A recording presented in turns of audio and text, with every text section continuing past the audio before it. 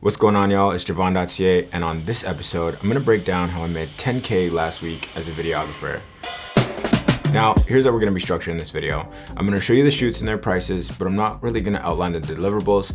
This is because the packages are likely to change in the future, and I don't really want clients to come and compare what they got to another client because their deal might be grandfathered. And if you're curious, comment on this video and yeah, maybe we could chat about it. Now in part 2, I'm going to break down how I got these clients and their life cycle so far and where we're currently at with them. Now in part 3, I'm going to go into a couple different plans on what I'm thinking for growth.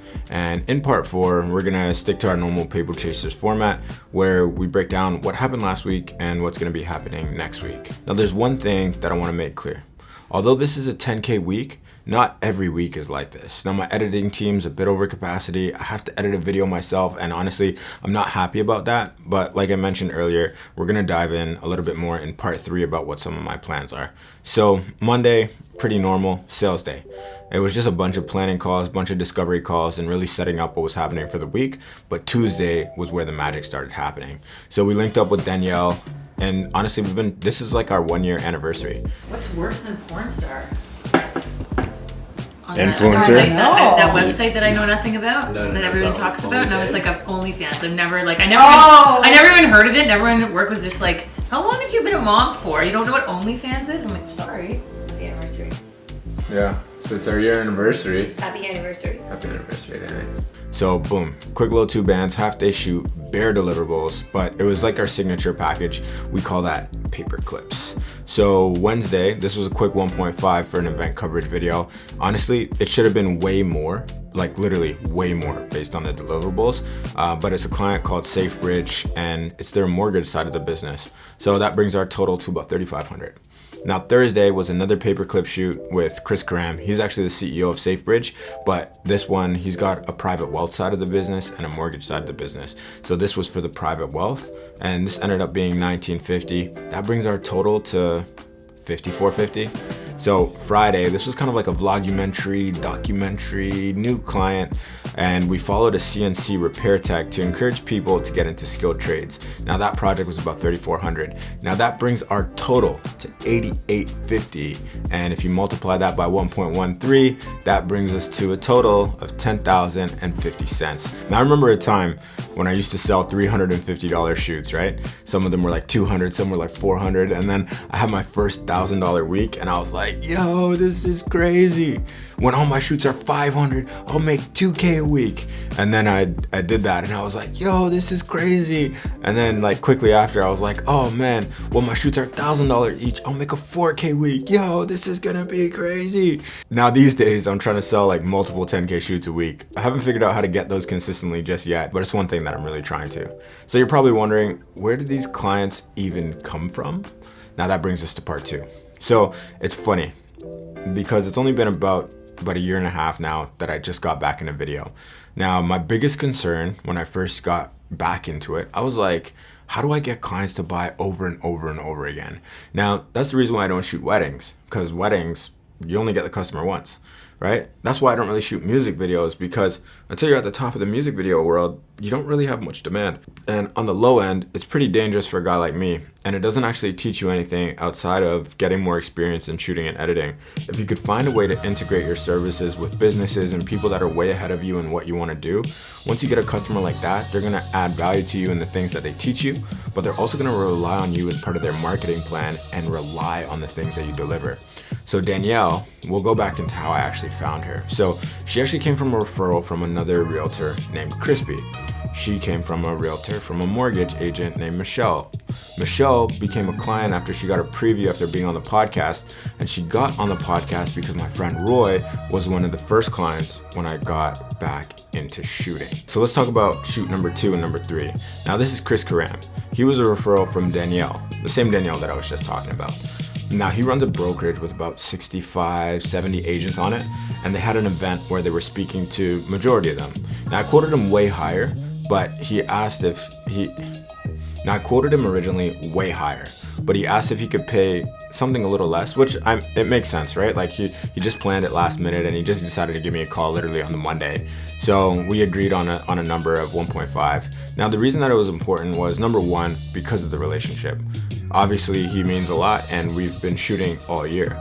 But what's it really gonna cost to get into a room with 60 agents and all those agents already look up to Chris because of his content?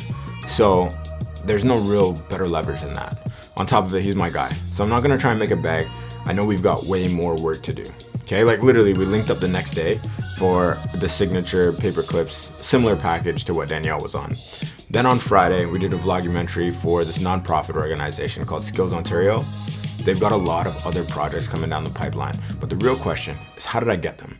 Now this one got spicy because it really hammers home a point of relationships. Once upon a time, I used to shoot these $400 event coverage videos. So one of them was a dinner for an executive at a bank. So end up at this dinner and I meet this guy and he's like, hey, do you have a business card? So I airdropped him my card and here's what it looks like. But he's like, oh my God, I love this. I need one of these. How much for it? And I'm like, it's $500, but for you, I'll trade you coffee for it. So we ended up meeting up for coffee and he told me at the end to come shoot him at a conference. Back then, I didn't even know what a conference was, but he got me this $2,000 ticket in exchange for a free video. I think he just got me a media pass, but whatever. Then at the next dinner, about a month later, I was sitting beside this 70-year-old African guy and he seemed like the coolest guy I've ever met. And I offered him a free video to let me shadow him for a day. Now, he goes, I don't need a video, but you should reach out to my son. But I'm not just gonna reach out to this guy out of nowhere. So one day I had a media pass for another conference in the future because I got hooked on these. And I was like, okay, cool, let me see what's good. But then I saw the guy's son was speaking on the panel. So after I snuck into the green room, I went up to him and I told him the story about what his dad said. And then he puts me in touch with someone who runs the venture arm of his business. And then over time, I met the nonprofit arm of the business. And then I did a bunch of free stuff for them. But after that, a paid opportunity popped up. And the person who ran that opportunity was a guy by the name of Eldon. Now this was probably about 3-4 years ago. And me and him maintained a relationship and we talked maybe once every 6 months, just about life and business. He's a pretty cool dude. I don't really just go for the kill and say, we need to shoot something. People actually matter. Eldon now, he's a consultant and he's doing consulting for all these nonprofits, helping them reach their objectives. So all of a sudden, he's got a huge project for this client and who's he gonna call? Obviously the guy who did videos for him before. So boom, just like that, a 10K week. Now for the bonus shoots, these were the ones that happened like at the end of last week. There was Max. He came from a referral from the same Michelle that ended up Danielle coming from as well. And then someone by the name of Charles, who I got from a contest that I ran last like April, May or something like that. So you might be watching this as a videographer trying to understand what's the best way for me to start getting clients. And there's one thing that I really want to showcase. Number one, relationships matter. Because a lot of these relationships have existed for over a year. Now, a lot of these dominoes decided to fall because of some shit that I gave away in the past. So if you're looking to get clients, the way that I did it anyways, and the way that I continue to do it is I measure my success in the number of free shoots that I can give for people. And you just fill up your calendar and once it's full, start raising your price. Now life is long and you need to see people again. So you may as well just stack the favors. And that brings us to part 3. So recently I made a little bit of a mistake. And I don't know if it'll be called a mistake or if it's just a learning lesson, but I hired someone to do like the quality assurance. I thought that was gonna free up my time to shoot more. But I did it for about a month and a half and I thought it was gonna free up a lot of my time, but it didn't do it to the degree that I wanted. So as I'm thinking a little bit more about how I spend my time, I think it's a little bit more valuable to give away the videographer role and do the quality assurance myself. So if you look at like a pie for a second, right? I would do a cool animation, but I've got an old computer and I don't have the patience to render it. So you get what you get.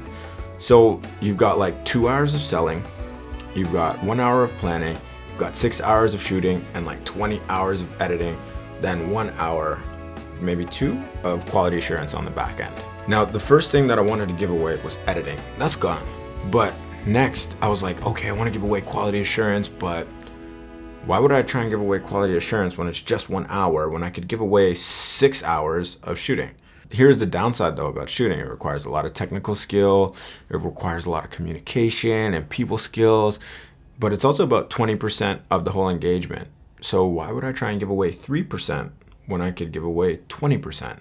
Now, sure, it might be a little bit costly per engagement, but if I give away 20%, I could then focus on other things, like talking to you, baby girl.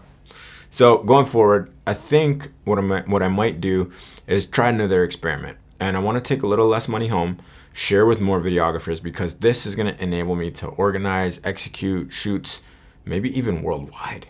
And if that happens, I'll be able to be anywhere and do all the things that I want, which is spending more time on inspiration, spending more time getting creative, spending more time getting clients, and spending more time eating ice cream.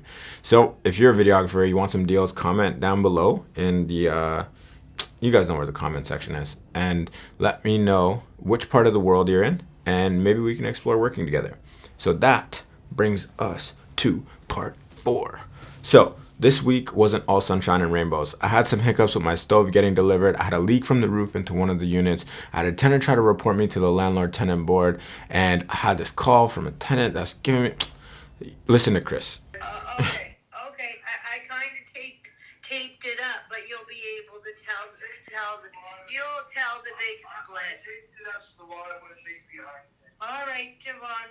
I'll send you some pictures. I will call the tenant if you keep saying that, it's calling. No, I don't do that stuff. I'm a very friendly person. It's like call the tenant Because the thermometer on the wall works fine. It just won't go on. It says 70 though.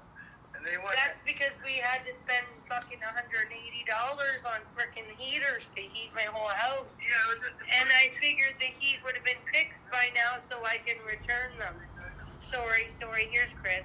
yeah. Okay. I also ghosted a client who we had a shoot plan on Wednesday, and honestly, I feel really bad because it wasn't until Tuesday that I locked in that deal, and the client came from a referral. So I'm not only doing the client dirty, I'm doing the person who sent me the referral dirty, and now I feel terrible. So this week, what's really coming up? I got a 52 coffees, got a bunch of sales meetings, got some tenant fires I need to put out. Especially, I need to get my place rented. So we'll see what happens. There's a ton of work to do, and I just feel like I'm getting back into it now. I had like 4 shoots in a week, so I'm busted. I have like 70 emails, and ever since shadowing Big Mike, he inspired me to keep my inbox at 0, and I also need to finish editing this damn video for SafeBridge. So with that being said, I want to thank you so much for keeping me accountable, YouTube. It's been a pleasure.